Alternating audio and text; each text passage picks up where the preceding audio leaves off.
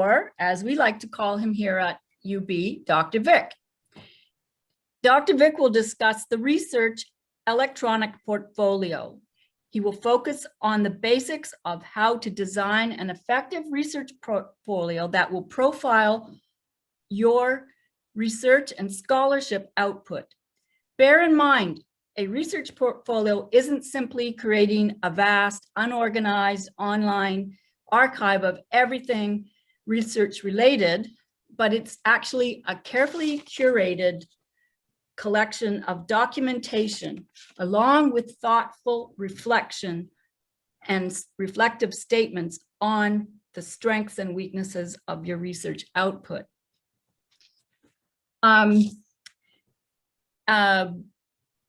Please listen to the end, because at the very end of this session, I will have a few words to say about how to use the e-portfolios for your annual appraisals and for promotion and tenure dossiers that are provided by the HR department.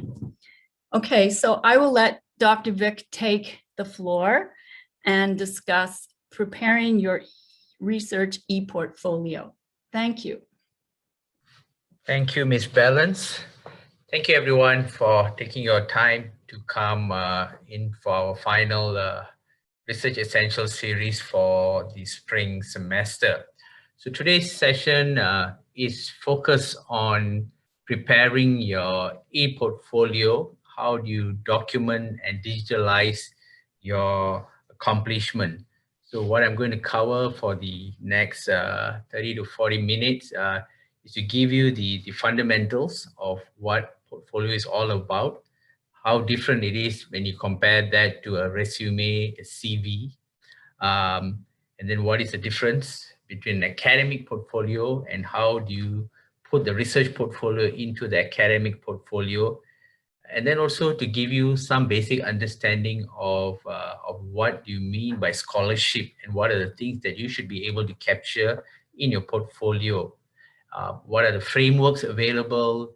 And then I will give you an example of how you can do some reflections on your own personal portfolio by giving an example of how I have done on my own, for how did I digitalize my work and how did I frame my portfolio. So that will give you an idea of what you need to do when you talk about trying to self-audit yourself and profiling yourself.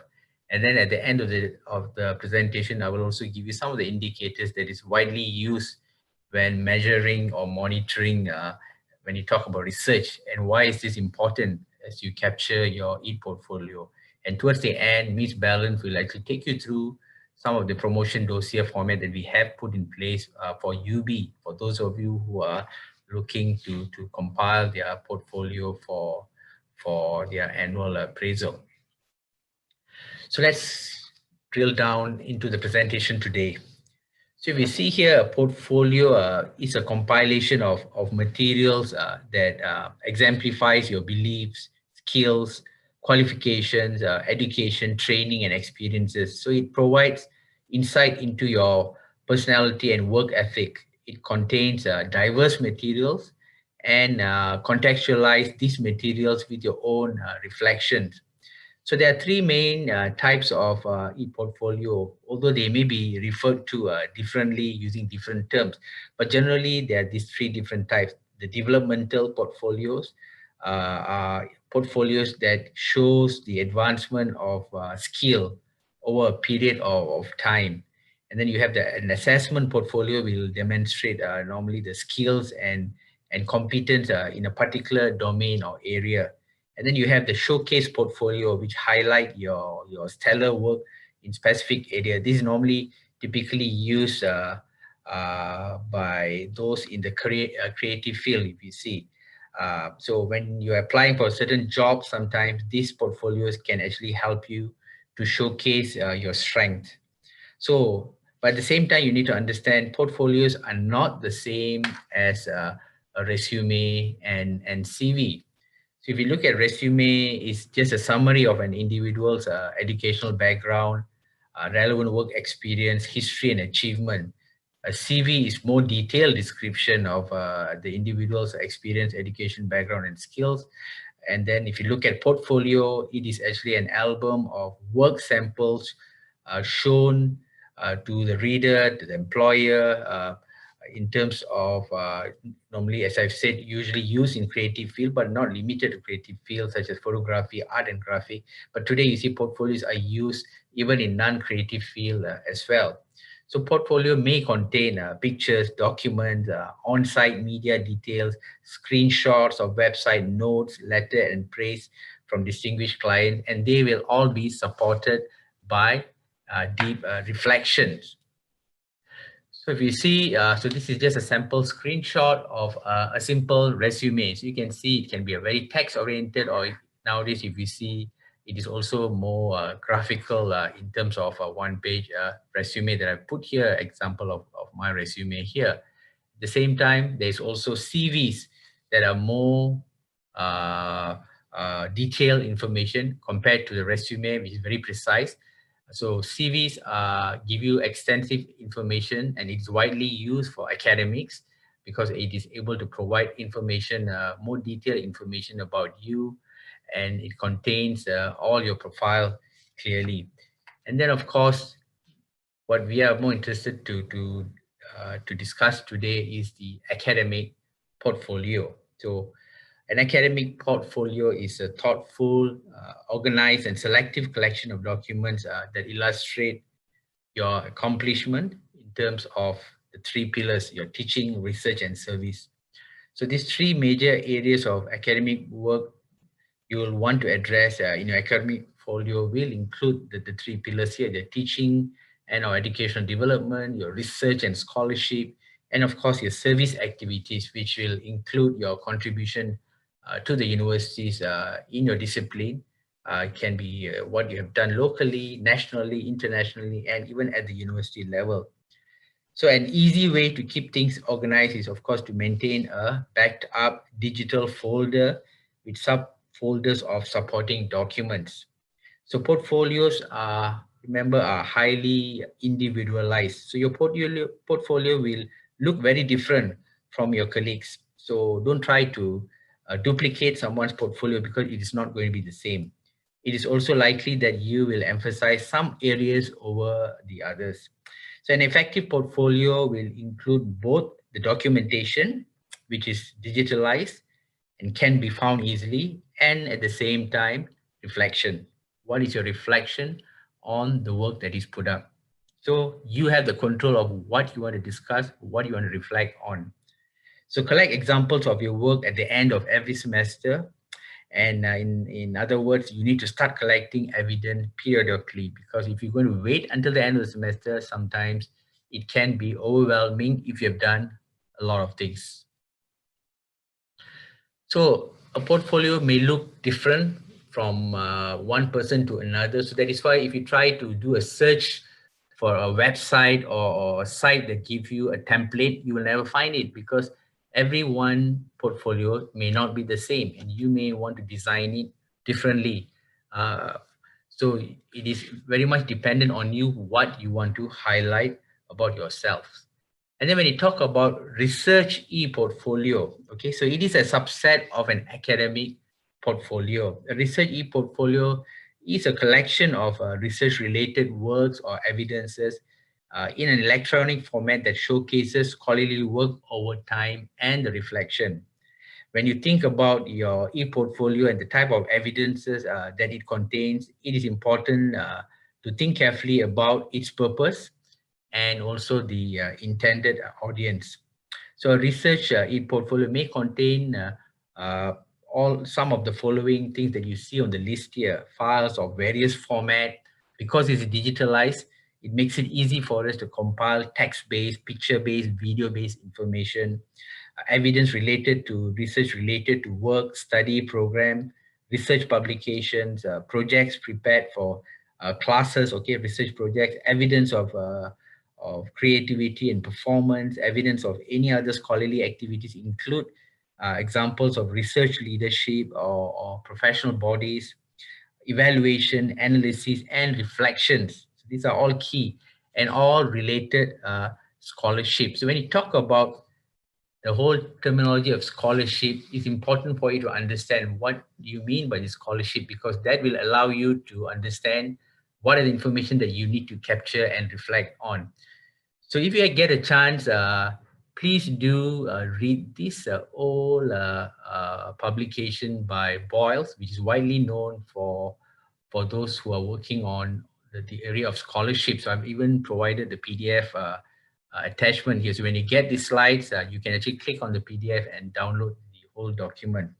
So, so if you look at the operational definition of scholarship, which is grounded in Boyer's notion of knowledge acquisition, he basically defined it as the application of the most current knowledge of a discipline or professional specialization to broader activities and practice, communicated in ways which are validated by peers and influence others beyond the institution. So teaching, research, and service are all regarded as scholarship, and it comprises creative work undertaken on a systematic basis in order to increase the stock of knowledge, including the knowledge of humans, the culture and society, and the use of this stock of knowledge to devise new applications or methodologies and transmit this knowledge. So when you talk about scholarly activities, it basically refers to the application of the systematic approaches to the development of this knowledge. So this is key when you talk about scholarship. So there are 4 different types of scholarship, and this is key because this will allow you to decide what are the information that you want to capture in your portfolio. So if you look at the Boyle's model, there's 4 foundation of scholarship that he have focused on. Okay, discovery, integration, application and engagement, and also the teaching and learning. When you talk about discovery, you are talking about basically the inquiry that generates a new and tests the existing knowledge. So this is the traditional definition of scholarship. You're talking about discovering new information, new models, new theories, philosophical inquiries, analysis, research, on empirical research and historical research. So all these things will fall under what you call discovery. And then you have the integration part, the interdisciplinary inquiry, integration of knowledge from different sources or disciplines. It combines findings from different disciplines and then connecting these ideas. So it identifies trends, knowledge from new lenses, and then how you apply that in the third aspect here, the application, where inquiry, the inquiry or the research or the work that you have done can be applied to a particular profession or to a particular area of study. So this allows you to apply this knowledge. So that becomes another important aspect of capturing the information. And then of course, the last part, as an academic, the teaching and learning component becomes inquiry. It becomes important. So inquiry that produces knowledge to facilitate learning. So it allows you to participate in innovative teaching and evaluation method. It employs some of the best practice to develop skills and disseminate this knowledge. So all the research knowledge that you have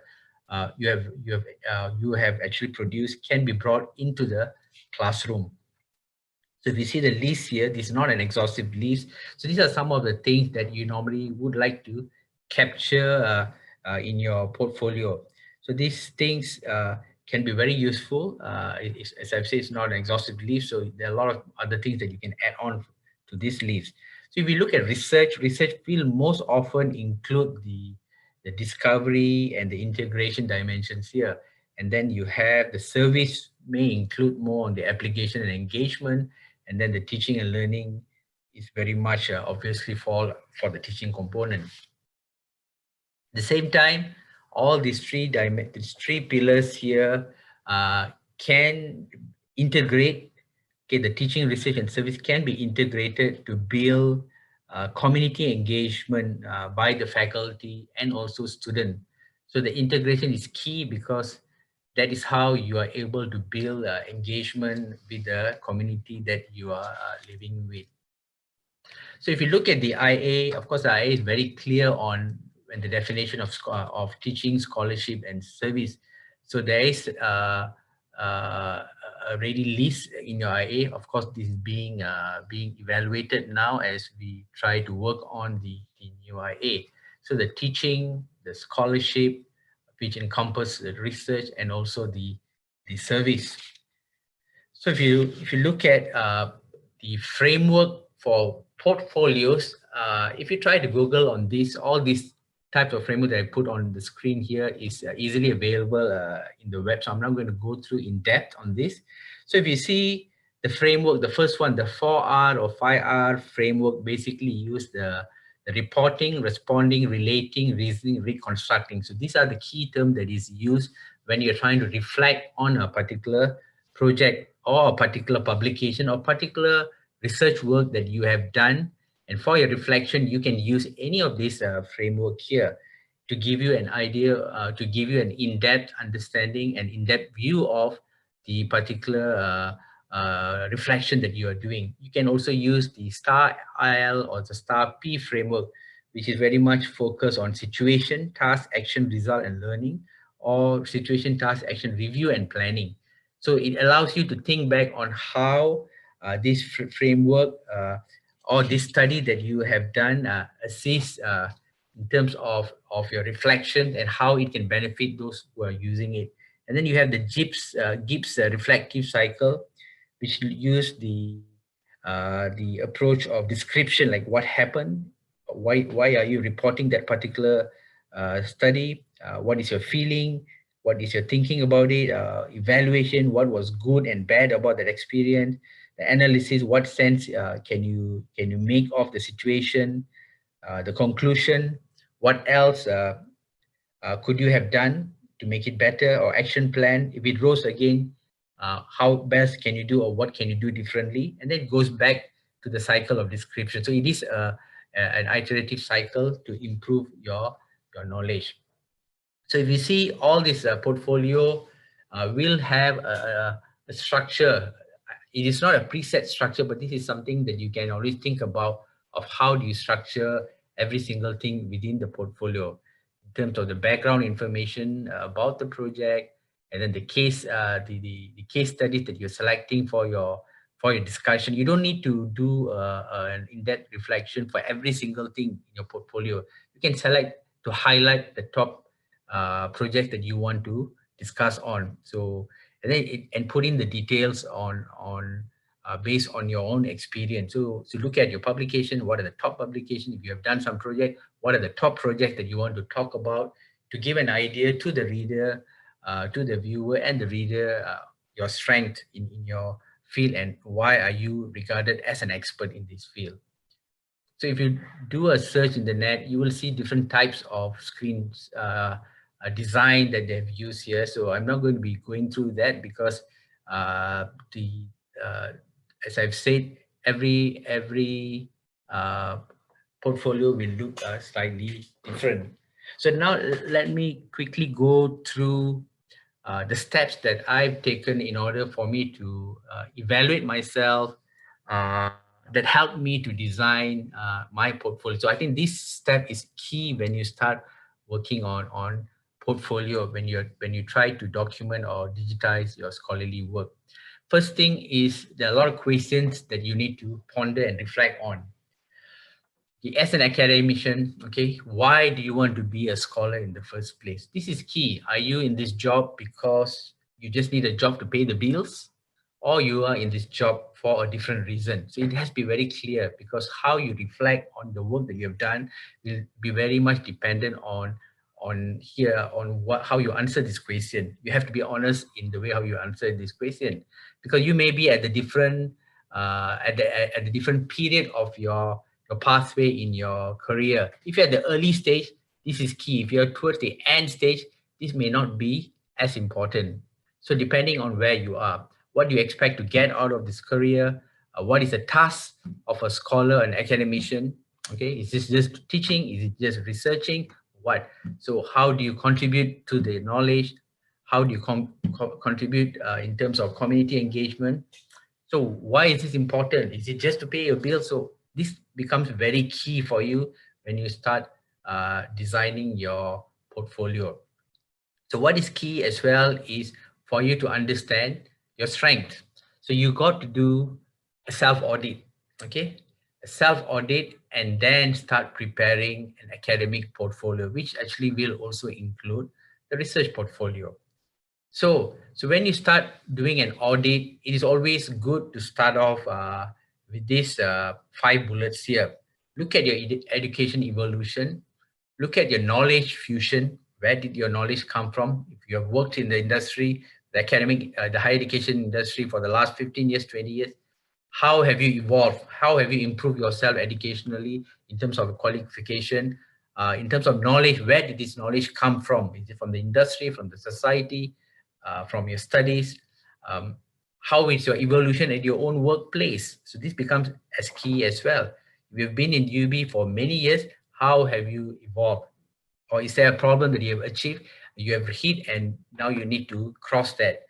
And then talk about your actual designing of your portfolio, and then based on that you come up with your understanding of your strength as well.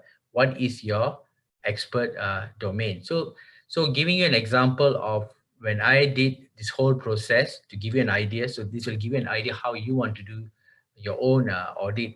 First thing is to look at your own education and career of evolution. So like in my case, how did I start from where I started my primary school to high school, all the way to tertiary.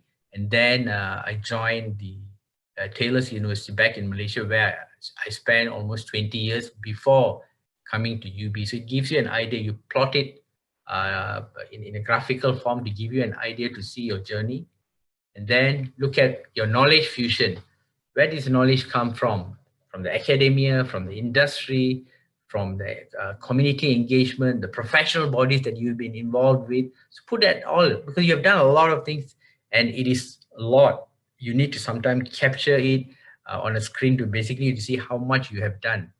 And then your evolution. In my case, since I spent 20 years, almost 20 years at one institution before coming to UB, so that became important because the bulk of my landmark activities within higher education basically came from my previous institution before I joined UB. Okay, so plot it again and then focus on your domain. So this is another important chart. And this chart is important because what you put in your portfolio will very much depend on this chart. You don't want to put everything under the sun into your portfolio, then become too much, too cluttered. You want to be very focused to show your strength. So in my case, I wanted to decide, okay, what should be my expert domain? So if it falls within this domain, I will do the work. If it is not within this domain, I will not be involved. So first thing, I put the ecology. Why ecology? My first degree was horticulture. So I was a horticulturist first.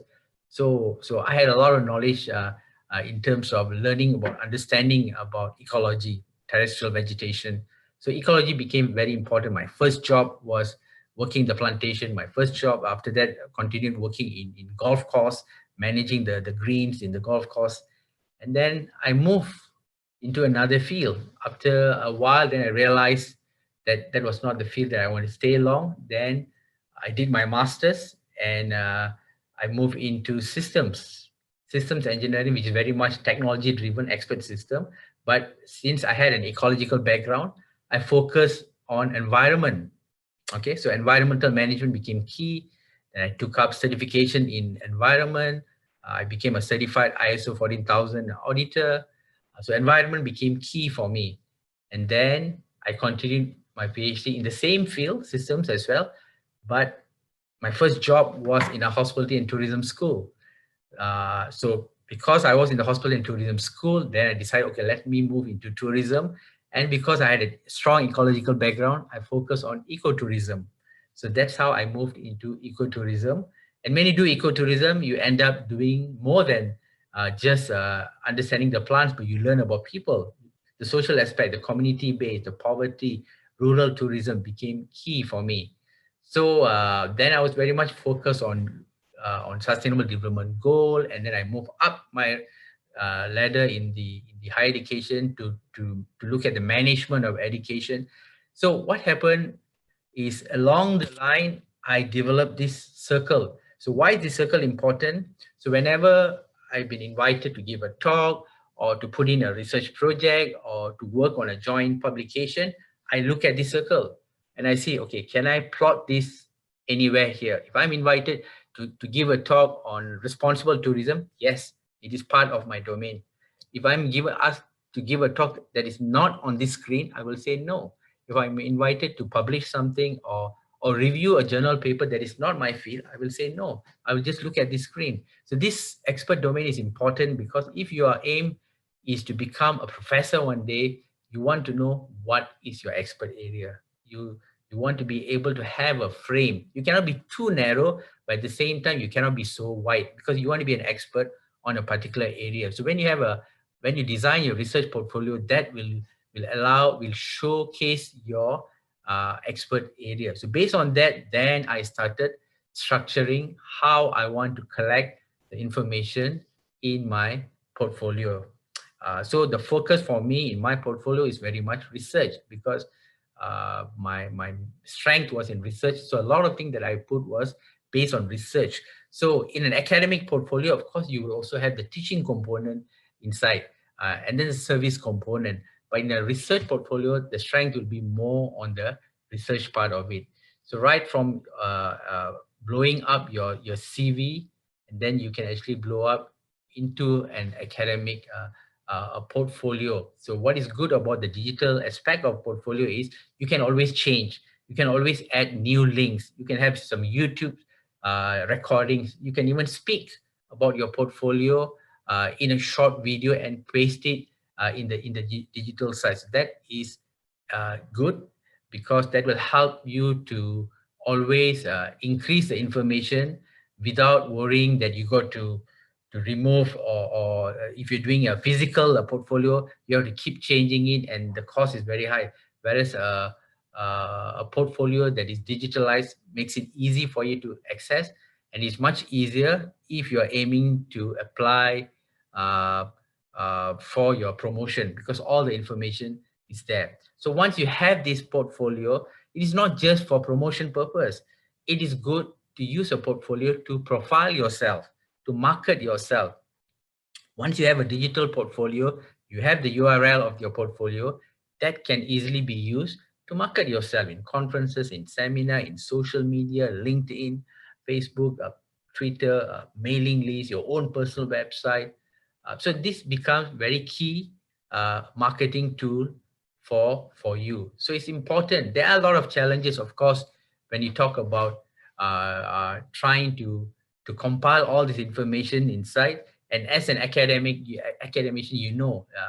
there are challenges, especially when you talk about publication, to get your publication up. So sometimes it is key for you to build your profile, and the portfolio will actually allow people to recognize you as an expert in your area. But at the same time, what is also key is when you design any portfolio, you need to be wary that there are indicators that is out there that is used to measure the quality, how the quality of the information that you put in. Okay, so when you talk about research, some of these indicators are key, and in fact, some of these indicators are now being looked at even at UB, because we are currently working on the UB's research strategic plan, the 10 years research strategic plan, and some of these indicators are used. So if you look at the green box on the right hand side, so that is used a lot in Malaysia, in all the Malaysian universities where I was based before.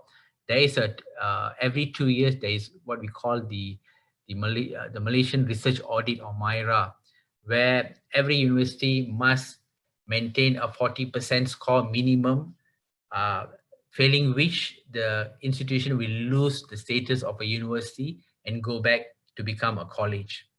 So that becomes important for the institution. So it looks at the quantity and quality of researchers, the quantity and quality of research, quantity of postgraduate, quality of postgraduate, the innovation, professional services and gifts, okay, the consultancy work that you do, networking and linkages, and all the support facilities. So all these become very key when you talk about measuring. But at the same time, remember, it is not all about quantitative numbers here when you design a portfolio. So in a portfolio, it's not just about KPIs, okay, the key performance indicators where everything seems to be numbered, number of publication, how much money you bring, but it also talks about the KIP, the key intangible performance. So this is the quality of work that you are doing. So the reflections become very key here when you talk about KIP here.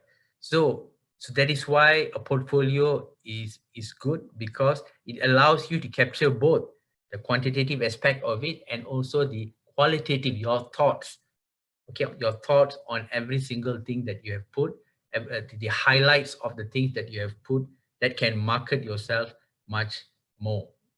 Okay, so that basically gives you a good overview of why this portfolio is important. What are the important things that you need to do when you talk about designing your portfolio? I was part of this promotion exercise over the last 2 batch, and there's a lot of changes that we need to do as well. I've seen a lot of the dossier that was submitted. There's a lot of weakness in the way how some of these dossiers have been formatted. The biggest problem is in trying to digitalize and putting it in a correct format. So I'm now going to invite Miss Ballance, who will actually take you through this simple approach in how you can design a good dossier that is user friendly to yourself and also to the evaluator. Remember, if the evaluator find it so difficult to find something from your dossier, that is going to impact you. So it is not just throwing everything into a folder and let the reviewer locate the information. That should not be the way. It has to be designed in a way that it is guiding the reviewer. It's just like a publication. If you're a journal editor and if you get a paper that is very badly designed, it's a good the content is good, but it's poorly structured, you'll be put off reading it.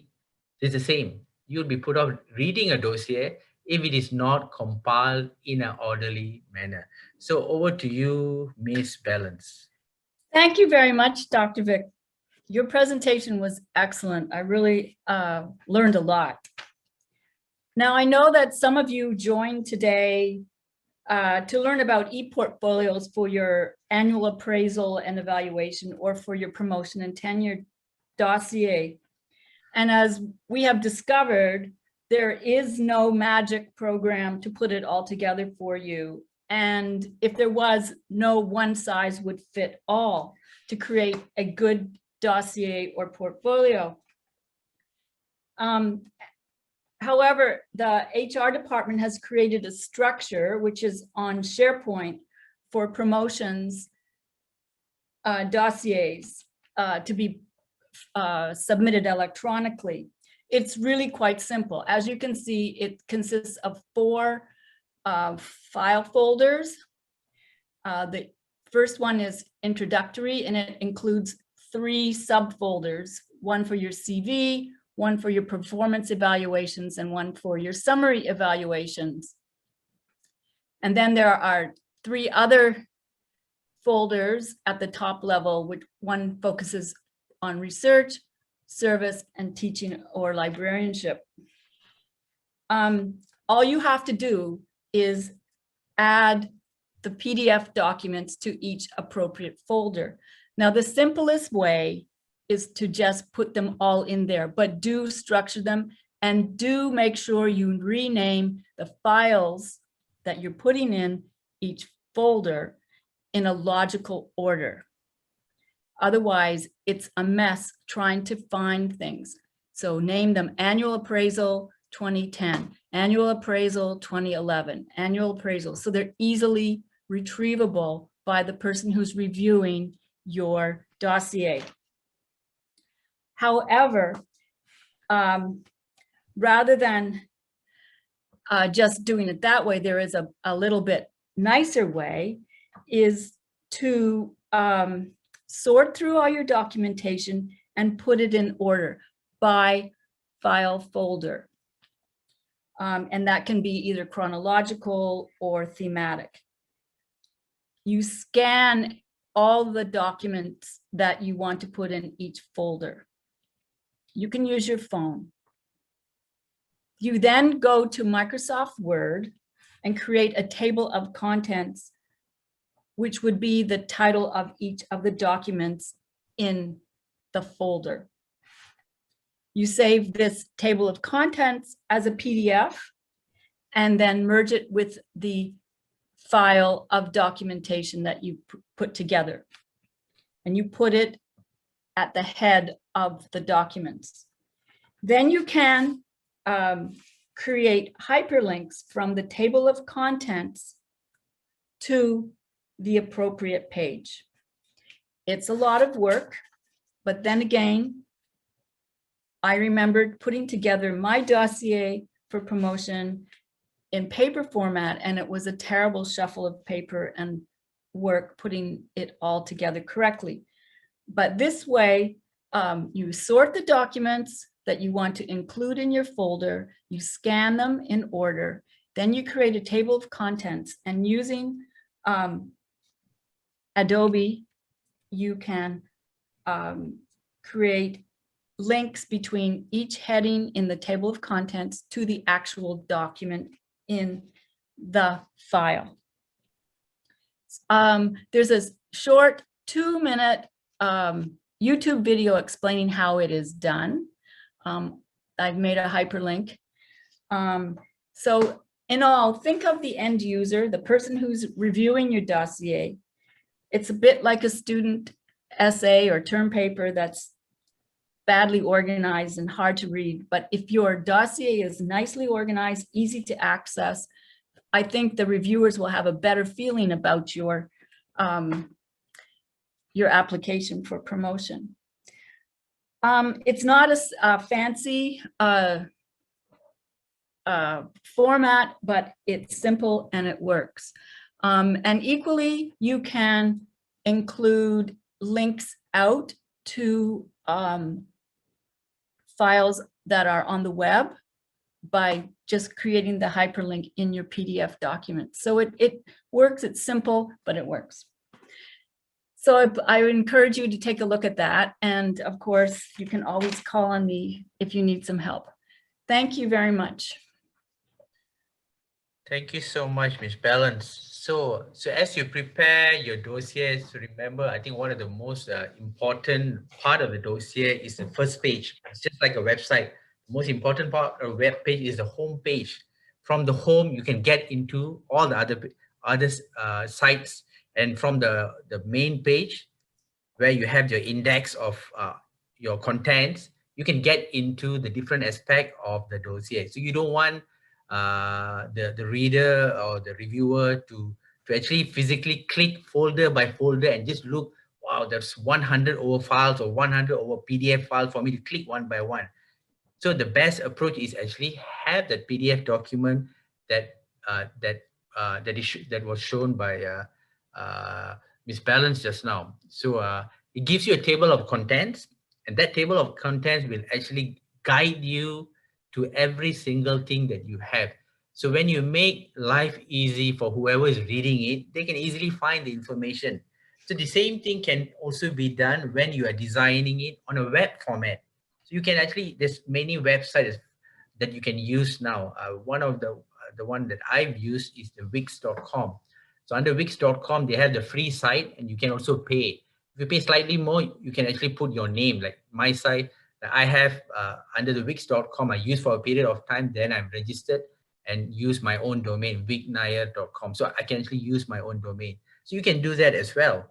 Because remember, whatever you put in your e-portfolio is going to be there for life. It's not just for the period, for a short period of time. It is a marketing tool to sell your specialization, to sell your strength, to build your collaboration. If anybody is going to be collaborating with you, you're just going to give the URL of your portfolio and everything is there about you.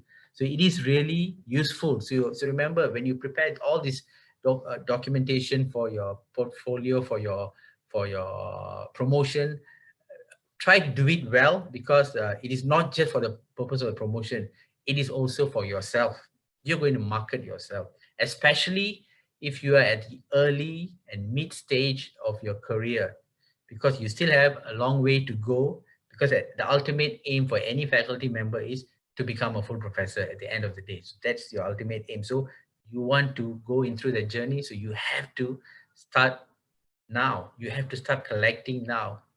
So you have to do it periodically, not just wait at the end of the year, then you realize, oh my God, I got so much of things to compile. So try to do it. Okay, so at least the worst case scenario at the end of every semester, you must compile and close your file. You say, okay, I've compiled everything for the semester. If you wait for 1 year, it can be overwhelming because you may have attended a lot of things, you may have done a lot of things, and you may not do a good job as far as reflection is concerned because it's just too much. But if you've done it immediately after something, after an activity, after a project, then it will reflect much better for your portfolio. All right, so I'm going to stop talking now and allow anybody who wants to raise any question. So I'm going to allow anybody to unmute themselves if they want to speak. I don't see any question on the chat, or if anybody wants to say something, ask something, or provide your own feedback, please unmute yourself, and you can click to unmute yourself and speak. I will say something. Yes. Thank you, Vic, about your CV or your resume or portfolio. Always be prepared and be disciplined about documentation, because very often you are going to be asked for a CV or a brief resume, not only for your annual evaluation or for promotion and tenure applications, but let's say you're applying for a grant and these things come up quickly and they want to have a brief CV or portfolio. You've got to have it ready. If you prepare a book chapter or an article for submission, sometimes they're going to want a blurb. Or if there's a press release about the university what do they call, OUR wants something about you, you have it ready and you can just hand it to them. So that's another good reason, always just to be prepared. Yeah. So it's a question here on the platform that I have used. As I've said, I've used Wix.com. Wix.com is a free web provider where you can actually design. They provide a lot of templates. It's not just for portfolio, but to design any website. So I've used that template to actually come up with my own portfolio. So currently it is still work in progress, where the first stage of the portfolio is basically to get your whole CV into the website, and then you start breaking down your CV and then start putting in all the required links to increase the information, and then add on to the reflection. So Wix.com is good because I find it a bit more user friendly. There are many other platforms that you can use, whichever that you find yourself easy. There are paid ones and there are a lot of free ones. The free ones normally will have at the end of the domain, you'll have a slash and then comes whatever name that you want to put. But if you want your personal based on your own name, then normally there'll be the payment will be sometime 15 to 20 USD per year to maintain. So it's very small amount that you pay to keep that. So it is useful. It is worth the investment if you're an academic to have your own personal domain so that it becomes a bit more professional. List of persons that have attended this meeting at this semester. Yes, we have a complete list of all those who have attended this whole semester. In fact, we have from the time we've started Research Essentials. So in fact, Research Essentials is the third session that we are running, and we have all the information of everyone who have attended.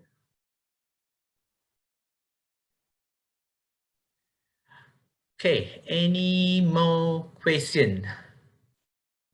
As Ms. Ballance said, if you have any question or need any help in designing your portfolio, feel free to communicate with me or with Ms. Ballance. I will be happy to help you. As I've said, I have sat in two promotion board over the last year or two, and I've seen the good ones and the bad ones.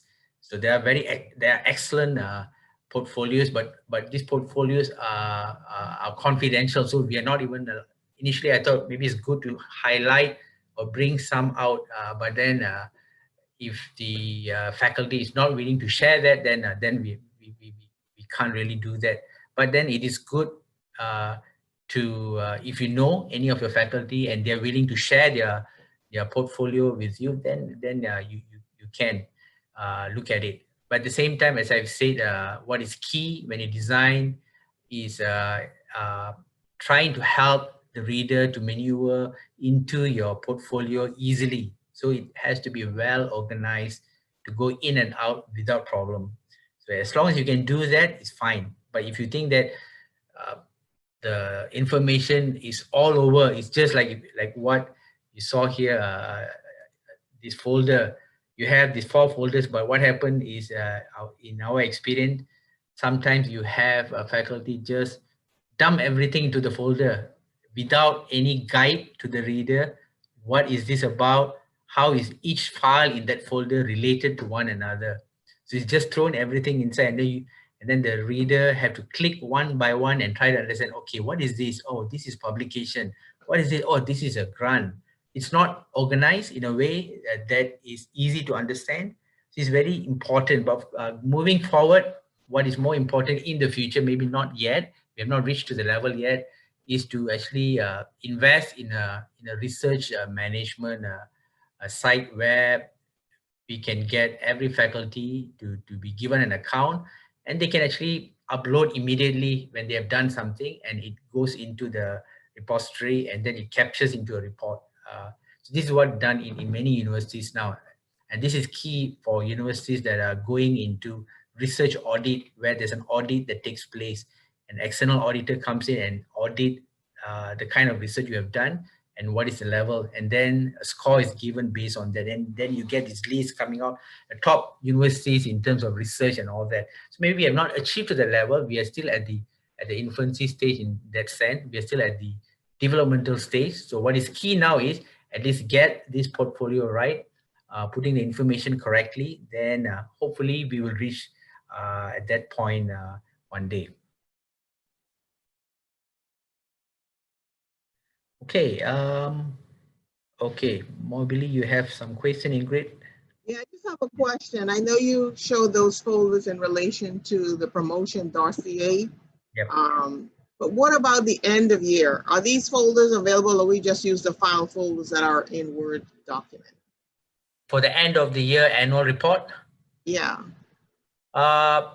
End of the year annual report, we normally don't use this. These folders are only, I think, it's compiled just for the purpose of the promotion.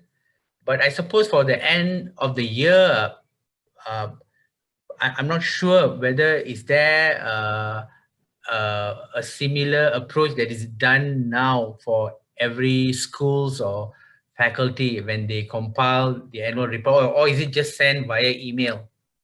Well, what I did last time, I just made folders similar and I put it in there. But if you're talking about the hyperlink and all of that, I don't know if I'll be able to do it with just regular Word folders, or can it be done? Yes, you can be done. Even in Word, Okay. folder, you can actually do the hyperlink. Why it's good to use PDF is because the format remains. The moment you have saved it as PDF, it doesn't change the format. If you use in Word, someone can go in and accidentally go and delete and it disappears. So what is good is you can create everything in Word as your main index, and then create a hyperlink that links to open up all your other files. Like what Ms. Ballance have shown earlier is you have one main file that is opening another page within the same PDF. But at the same time, in Microsoft Word, you can actually put up a hyperlink that opens up other documents. So what you need is a main file that is going to be linking up with all the other documents that you have in that folder. So it will be saved within the same folder, so that the file do not disappear. Because or else when you share it, if the file is not within the SharePoint, what will happen is the file is actually remaining within your computer. So when you click in your computer, it works, the links work. But the moment you send it out and someone else opens it, it's not going to work because they have no access to the SharePoint. So that is the challenge of using a SharePoint, because it is based on access. If you have no access, no one can get in. But if your portfolio is sitting on a web, in a cloud, then as long as you give a public permission for anyone to look at it, people can see it, or you give them a limited option where which folders can be seen, which folders cannot be seen. So you have more control if it is in the web. But if you're using a SharePoint like what we are using here, the control is very rigid, where if you have no access, you can't really access it. Okay, thank you so much, Dr. Vic. All right, welcome. Okay. Any more question? We are at almost 3 p.m.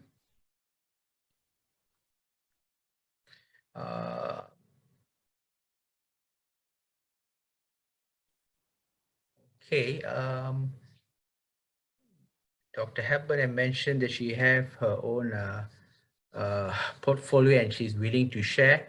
If you're willing to share, I am glad to put it up for you as I share the recording of today's session and also the PDF file.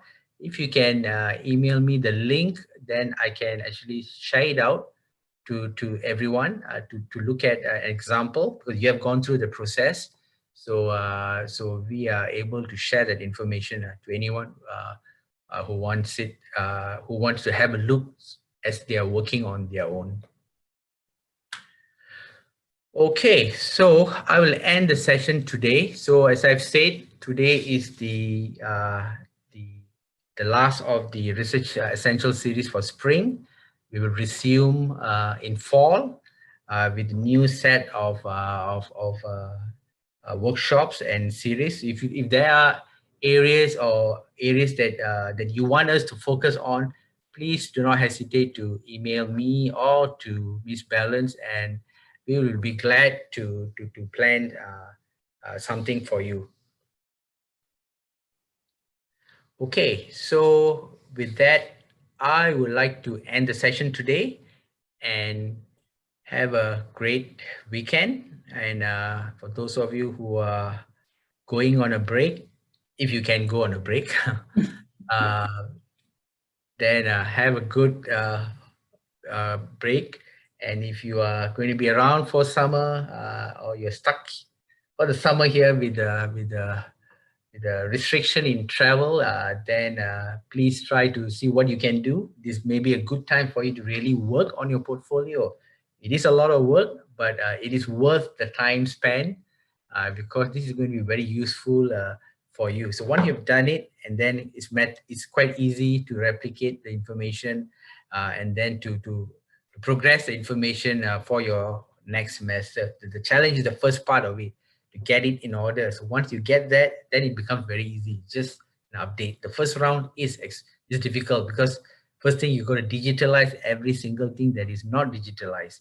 So either you got to use your phone or find a scanner, or making sure the information is clear, especially if it is still in a physical format and you don't have anything digital. So please, if you really do not have much planned out for the summer, this is one thing that you may want to put your time in.